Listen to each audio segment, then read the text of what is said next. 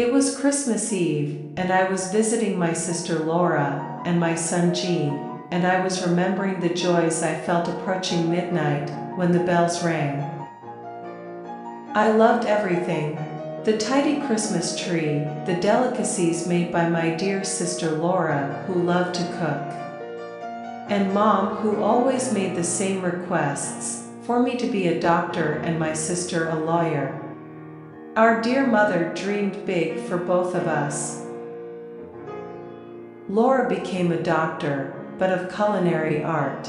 She felt fulfilled when people praised her tasty dishes, and I was one of them. I didn't become a doctor, as my mother wanted, but I was a teacher who was very happy with my profession of teaching and educating. I say that I went, because I am speaking, that is, writing through a medium, because after 3 years of giving birth to my Gean, I moved from the physical plane to the spiritual plane. Unfortunately, when going to work on a rainy morning, I slipped and fell, hitting my head hard on a park bench, and there I no longer woke up on earth. I was attended by benevolent spiritual friends. I gave them a lot of work. I wanted to go back at all costs, but it was impossible. I no longer had the physical body. At first I cried a lot. After all, leaving a small child on earth made me stunned and resentful. Because I thought incessantly. Good thing I had Laura, who loved Gean as much as I did. After I left, she played the part of his friend and protector. Laura has him as a son, but teaches him to call her Aunt Laura. She always shows him my pictures so he never forgets about me. Laura is very special. It's even hard to talk about her. Really, person like my sister the world has few. It is pure love and charity, and the best treats Gean with zeal and complete love. I don't even know where Gean's father is. As soon as he found out about my pregnancy, he left. Where? I don't know.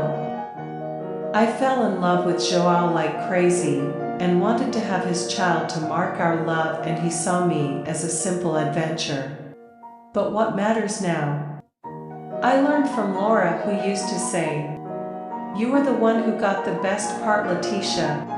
Such a wonderful son. A love for all life. Your boyfriend lost and you won." These words of Laura's echoed in my mind, and I started to not be angry with him anymore. My son's name, I gave it in a French version of his father's name.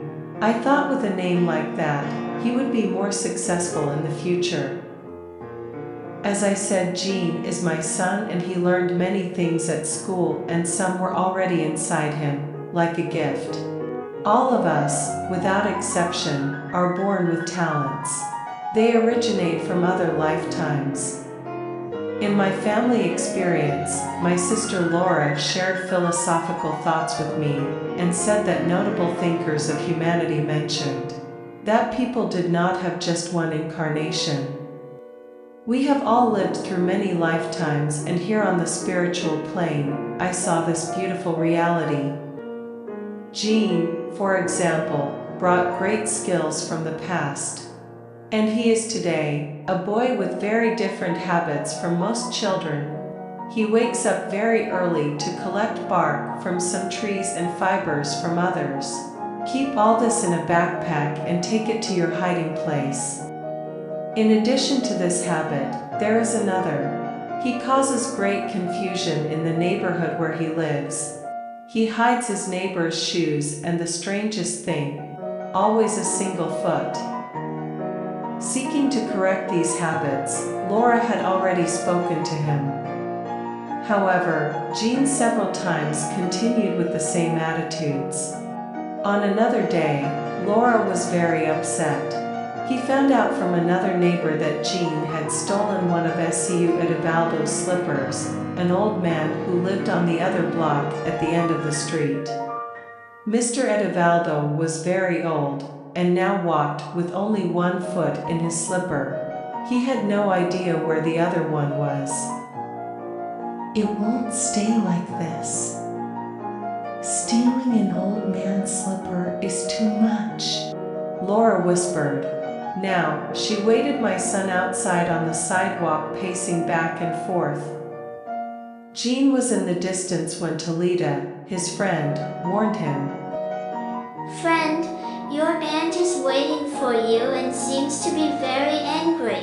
Why? Right on Christmas Eve. The Galician told her that you've been hiding Mr. Edivaldo's slipper and the poor thing is limping with only one shoes. My son stopped a little worried, imagining Mr. Edivaldo was already walking slowly, now with only 1 foot shod. Our!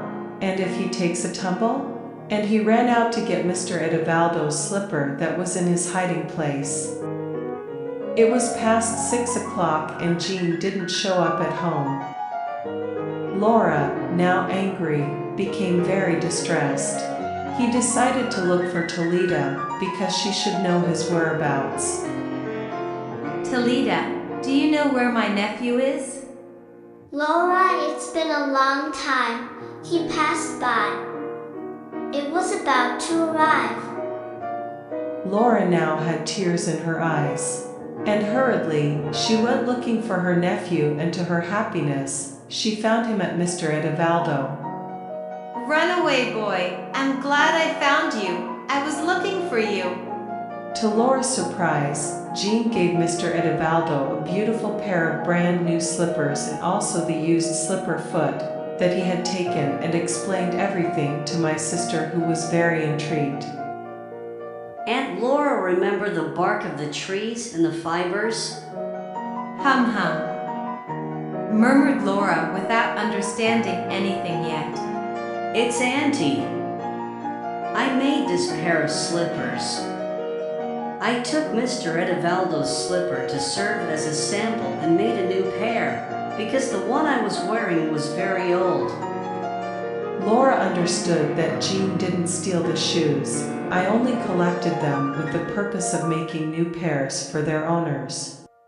And as I stood there watching it all, I thought, Gean was truly a craftsman. With his talented hands, he collected material from the nearby vegetation and transformed them into true masterpieces. At that moment, I heard Laura warning him.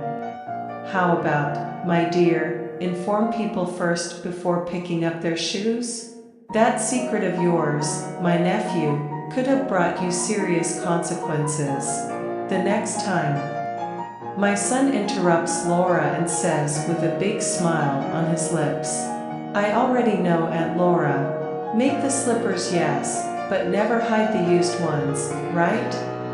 Hand in hand, Gean and Laura took the neighbor's old shoes from house to house, and even better, with a beautiful gift, a brand new pair of flip-flops. Everyone was happy. After all, it was Christmas Eve, and pleasing people we love with something made by our own hands means beyond love, a show of true talent. And live Christmas with Jesus at the helm of our ships, propelling us forward and blessing us to rise above the storms of the ocean of life. Today I know, I can say, I didn't die that day. I am more alive than ever, happy and celebrating the sublime date of Christmas, together with my family, and asking God to protect all humanity.